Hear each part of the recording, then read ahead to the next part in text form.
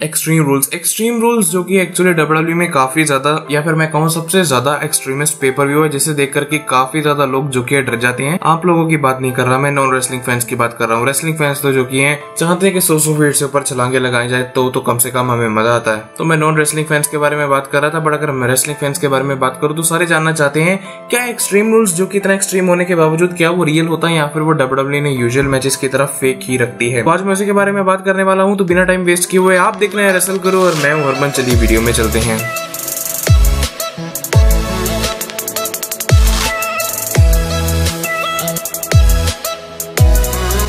सबसे पहले जो कि हम बात करने वाले हैं एक्सट्रीम रूल्स के बारे में। तो एक्सट्रीम रूल्स जो कि है आजकल वैसा नहीं रहा जैसे कि पहले था। एक्सट्रीम रूल्स जो कि डब्ल्यूडब्ल्यू में जब इंट्रोड्यूस किया गया था तब वो काफी ज्यादा बढ़िया था और उसमें एक एक्सट्रीम रूल मैच होता था। एक्सट्रीम रूल मैच जो कि कुछ इस टाइप से होता था, जो भी रेसलर रिंग के नीचे हाथ डालता था और जो उसे मिलता था वो उसे से मारना शुरू कर देता था।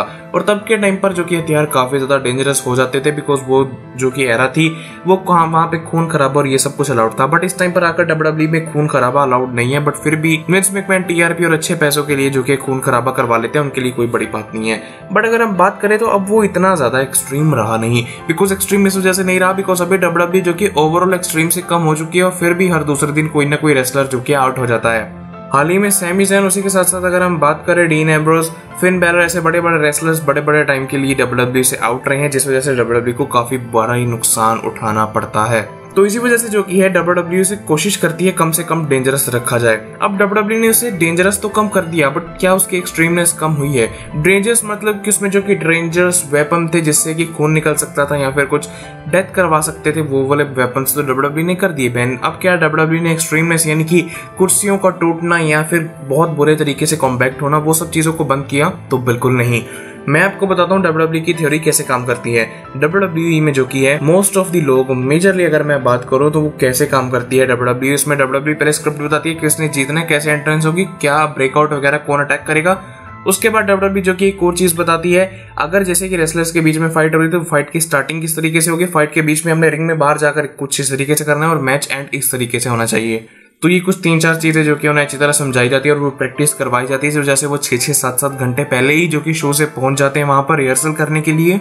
हालांकि बड़े जो कि मैचेस होते हैं उनकी रिहर्सल बहुत पहले से होती है। जब उसके बारे में नहीं बात करेंगे तो बात करते हैं इस पॉइंट के ऊपर। तो जैसे कि वो रिहर्सल होती है, उस रिहर्सल में उन्हें ये नहीं बताया जाता कि आपको कौन से हथियार से कैसे मारना है। हालांकि बताया जाता है भी आपने किसी को भी बुरे तरीके से इंजर नहीं करना, हो सके तो कम से कम कॉम्बैट बनाने की कोशिश करना। इसी वजह से जो कि काफी सारे रेसलर्स अपने फुल नहीं दे पाते और जेफ हार्डी भी जो में वापसी में दिखे वो इतना बढ़िया नहीं कर पाए, बिकॉज डब्ल्यूडब्ल्यू ने काफी ज्यादा फाउंडेशन लगाई जो कि 7-8 में नहीं थी। मेरा मतलब 2007-8। और अगर हम बात करें इस पॉइंट पे आकर तो जितनी भी चेयर्स, लैडर या फिर जितना भी एक्सट्रीमिस्ट कॉम्पैक्ट हमें देखने को मिलेगा वहां पर, तो इतना जान लेना वो बिल्कुल असली होने वाला है। बट एक्सट्रीम रूल्स में जो कि काफी ज्यादा चीजें फेक भी होती है। अगर मैं बात करूं टेबल की, तो वो टेबल बहुत ज्यादा पतली लक्कड़ से बनाया जाता है, यानी कि अगर हम उसके ऊपर जोर लगाकर हाथ भी मार देंगे तो भी वो टूट जाएगा। और अगर हम बात करें नाम से टेबल की, वो तो प्लास्टिक का होता है। और अगर हम बात करें लैडर्स की, वो असली होती है भाई, वो उसमें कुछ नकली वाला नहीं होता। बट उसमें एक चीज नकली होती है